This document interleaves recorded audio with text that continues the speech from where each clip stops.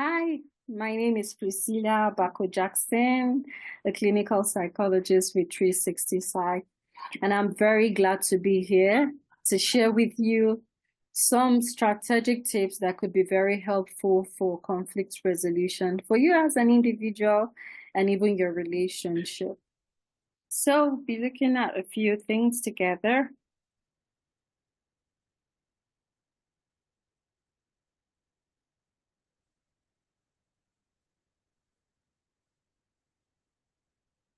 What are the things that we're going to be learning today? What is conflict? What is conflict resolution and its importance? Understanding who is responsible to resolve conflicts, answering the question, are conflicts bad? Strategies for conflict management, and keys to resolving conflicts with seemingly difficult people. What is conflict? Conflict is when two or more people have different opinions or disagree about a particular thing. And so, because humans are uniquely different, the tendency for us to not agree on certain levels can definitely come in every now and then. So, what is conflict resolution? Conflict resolution is a process that leads to resolving disagreements between people. It focuses on unraveling the underlying issues that lead to the concerns that people have that leads to their disagreements. So conflict aims at bringing up or working out a sustainable and long-lasting solution.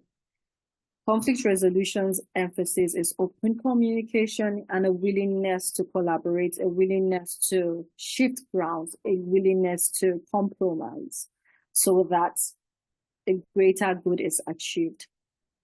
So there are things that we consider as conflict resolution, which might not be it. And one of it is ignoring the problem, avoiding the problem, or even avoiding the people with whom we think we have issues with, wishing or hoping that the problem goes away. Simply winning an argument is not conflict resolution, or simply having the points to prove that the other person is wrong is not conflict resolution. Avoiding necessary conversations, especially the ones that seems difficult, is not conflict resolution. So imposing your own ideas on a particular person is not conflict resolution. So who are those that are responsible for resolving conflict? So if you have a problem with a person, you have a problem with a group of people, it is number one, your responsibility to make attempts, to make moves at resolving those conflicts. And so when it seems impossible or beyond you, as both parties involved, you could also involve other people who are of higher authority than you. So for example, in a work environment, you could involve your team lead. If it's between you and your siblings, you could involve your parents and whoever you both are answerable to. In work environments, for instance, also you could involve your HR, all right? And you would find clear procedure on how to get your grievances addressed. So this brings us to the question of, is conflict inherently bad? The answers are two ways. So conflict is not bad if it is properly managed. It could bring about creativity, innovation, new ideas can be birthed as a result of conflicts. It could strengthen relationship because it would bring the process of you listening to the other person and the other person listens to you and you begin to understand each other's perspective. And so it will help strengthen your relationship with your partner, with your sibling, with your friend or your colleague. So it also is a process that would lead to identifying the underlying problems that needs to be addressed, where so that challenge is not repeating itself. All right. So conflicts can be bad, especially when it's not managed or badly handled. Conflict becomes destructive. People can become resentful when conflict is not properly managed. People can become toxic. People's morale can become very low. They wouldn't want to be in a particular space because of how they feel or how unhealthily conflict must have been managed. So it can make work relationship difficult. It can make work life difficult. So what makes conflict bad or good is the management of it. and not conflict itself. So conflict can affect us in different ways, physically, emotionally, socially, psychologically, and in other areas. So for physical impacts, you could feel frequent headaches, right? You could feel muscle tensioning, okay? You could also feel some level of energy drain. You feel tired. You feel exhausted without visibly doing something that should make you feel so. Your sleep can be disrupted because you're not happy about something bothers your mind. Your sleep can experience some challenges. You could also experience stomach upsets, all right? And this also predisposes you to many physical health challenges. Emotionally, you could develop negative emotions. You could have swings in your mood, high irritability states, feeling overwhelmed, sadness, and even emotional withdrawal. All right. When people experience conflict, when people are in conflict and it's not properly managed, some people feel the feeling of being attacked, oppressed, okay, undermined. And so their self-esteem can also be shaken at some point. Relationships can really go through difficult times when conflict is not properly managed. Why? You'll notice that your communication with the other party becomes difficult. You would want to avoid colleagues. You want to avoid your partner. You want to avoid your friend, your sibling because of conflict not well managed. Psychologically, you may experience some inability to function well, like remembering, like your memory, making decisions, remembering details can be really difficult when conflict is not managed healthily. And so if it's in the workplace, it can also affect productivity. Why? Because time will be wasted focusing on the things that you are not agreeing with your partner. So there's a time that you're supposed to invest in getting work done amongst many other things. So I would like you to just reflect on a scenario that is that of conflict, what happened in that scenario. And the reason is for you to be able to mentally apply the techniques that we will be learning shortly to resolving that conflict. So there are different strategies for conflict resolution. And so you may want to pay attention to some of this, as it will definitely be helpful for you as an individual and people you relate with.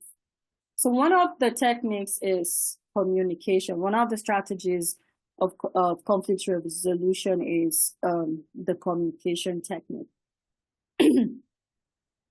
So under communication, you would have some skills such as active listening. So active listening is just not being present.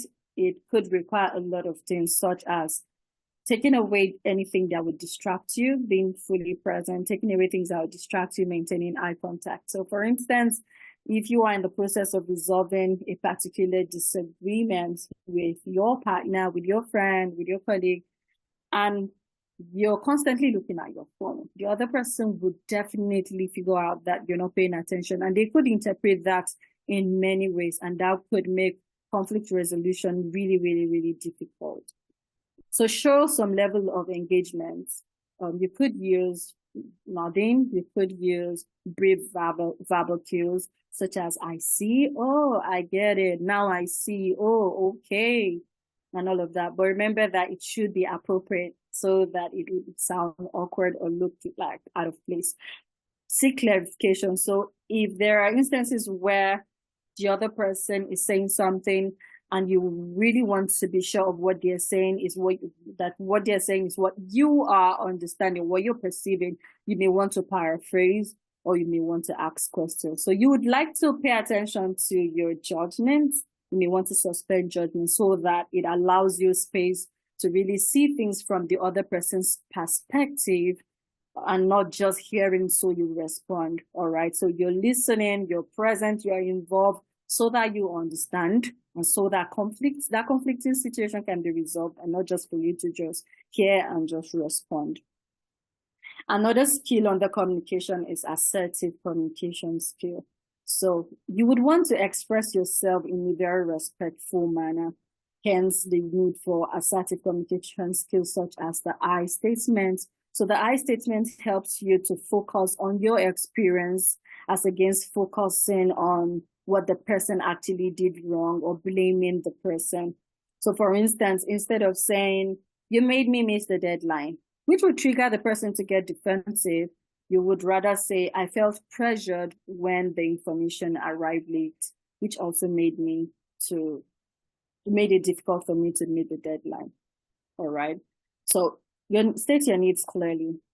I need this. I need help with that. I'll be grateful if this is done. It helps the person to understand what your needs are and get it done. Right. Be honest, be direct, and be respectful. So avoid any form of aggression, such as attacking the person or being silent and avoidant, which can mean a lot of things to the other person. So collaboration is another strategy. So collaboration could involve both of you finding a meeting point, solution that meets the core needs of both parties. So you could see your partner's needs and see your own needs. Where is the meeting point? So that helps both parties to feel heard, feel understood, and feel so that you would want to pay attention, or you want to prepare your mind to meet at the middle, willingness to compromise. So practical alternatives to what you are looking at when you're open to that, it will really be helpful. So it is you not putting your feet down and saying, oh, it has to be the way I want it to be, but you being open to your partner's or the other party's perspective, all right, which will help a lot of things to get resolved. Managing personal biases is the number 3 strategy for conflict resolution. So for personal biases, it is good that we acknowledge that there are certain assumptions that we may have about this other person or this group of people with whom we have disagreements with, or we don't agree on certain things with, so that those things don't filter into, don't influence our perception of whatever it is that we're going to be discussing during the conflict resolution process. Okay, so you would want to challenge those assumptions with facts, with things that are true. All right, focus on facts and focus on their behaviors, so that you're not just giving them, rather than interpretations, focus on what it is that they have done and not the interpretations.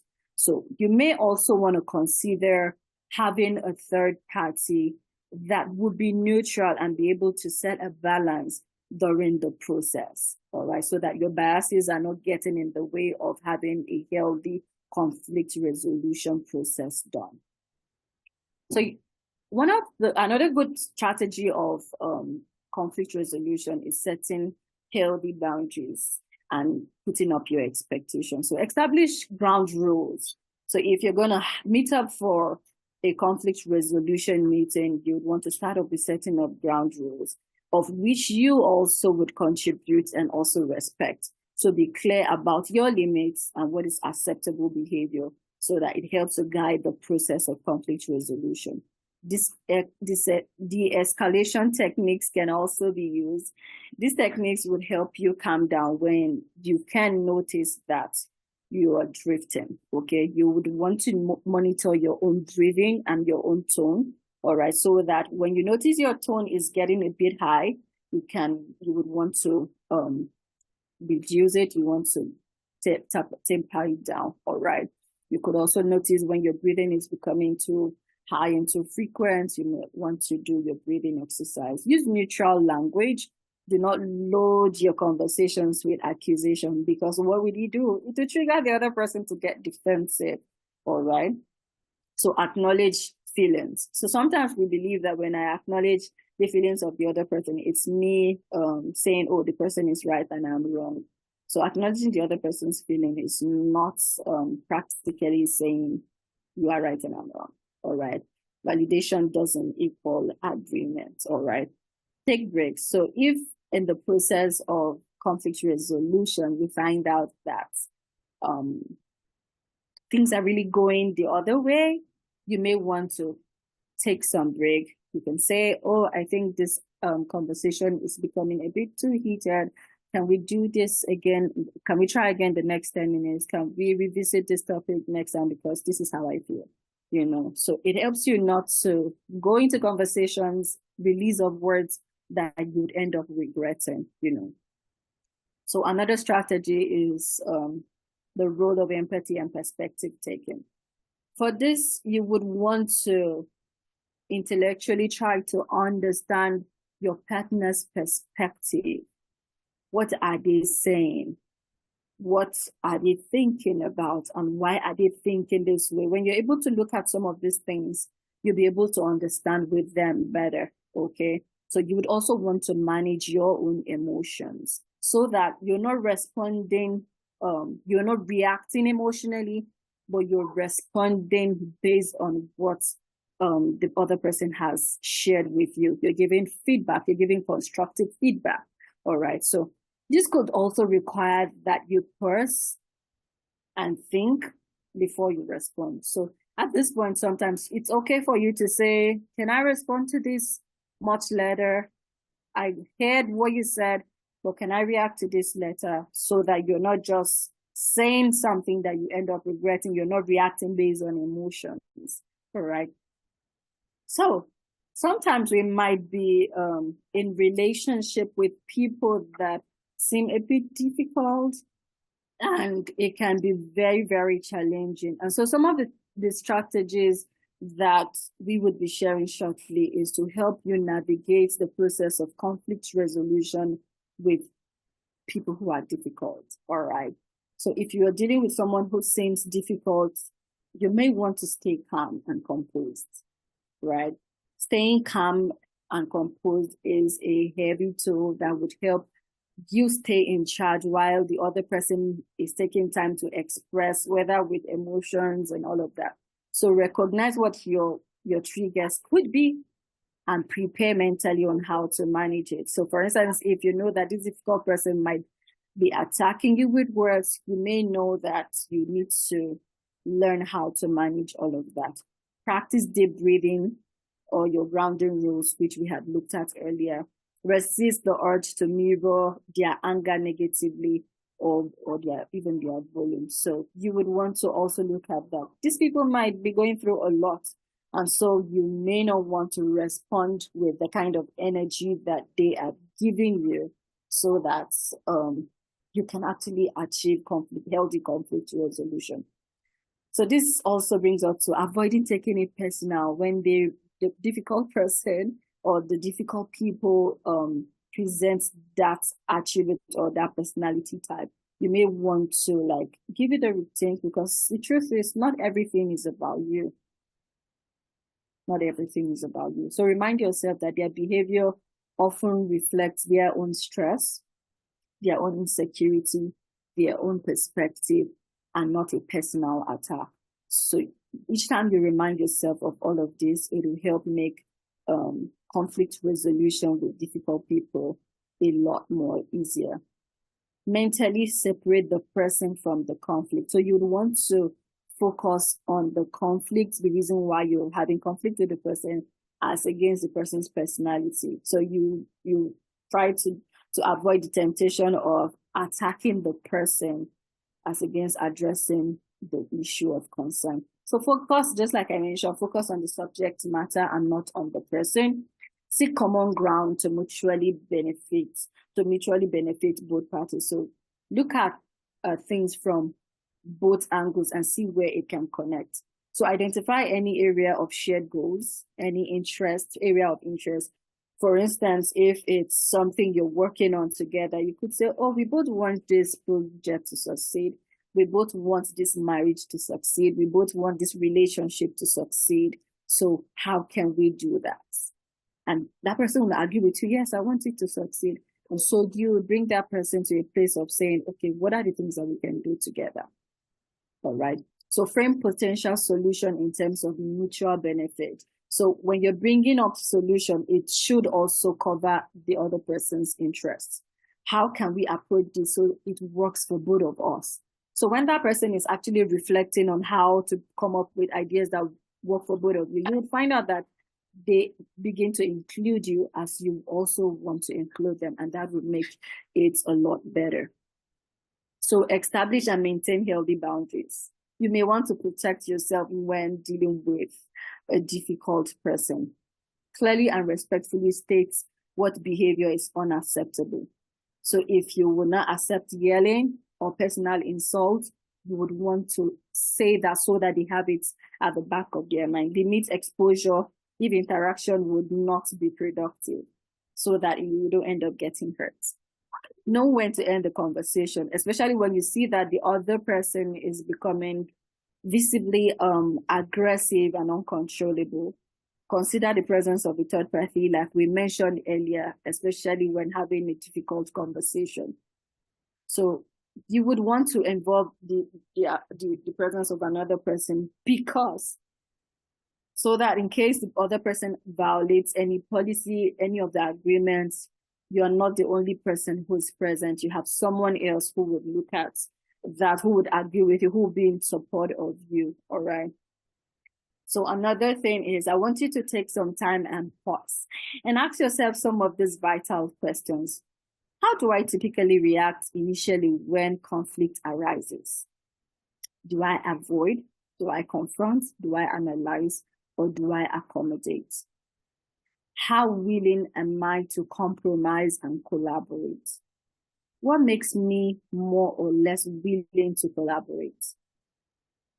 Are any external stressful situation currently influencing how I handle conflicts? So honestly, could I sometimes be perceived as the difficult person during a conflict? If so, what do? You may want to look at your tone. You may want to look at your defensiveness. You may want to look at the way you interrupt other people. And so if in the process you think some of the answers to this are positive, you may want to reach out to someone who would support you in the process of becoming a better person at managing conflict. Key takeaways from this presentation. Conflict is normal. Disagreements are inevitable. How we manage them is what really matters. The impact of unmanaged conflicts or unhealthily managed conflicts can be very fatal. It can affect us as individuals, and it can also affect our relationship and affect our well-being and everything that concerns us. So the strategies we had shared, they are very effective. They include effective communication, seeking common ground, empathy, and setting healthy boundaries, which are very key skills that we can also learn. And you can start little by little. Self-awareness is crucial. Understanding your own style and biases is key to improvement. Shared responsibility. Everyone is expected to play a key role in fostering constructive environment or a healthy environment, because conflict is one thing that would definitely come in every now and then. Conflict resolution is a learned skill. So you can really start small. Remember, it is okay to feel scared, overwhelmed, or cautious when dealing with conflict constructively. The best of us feel this way when we try out for the first time. The fear or apprehension doesn't mean you really get it wrong. It means your brain is learning. It's okay if after you try, the conflict persists. Don't give up. Try again with a different approach, and I'm sure you're going to get a hang of it. Thank you very much.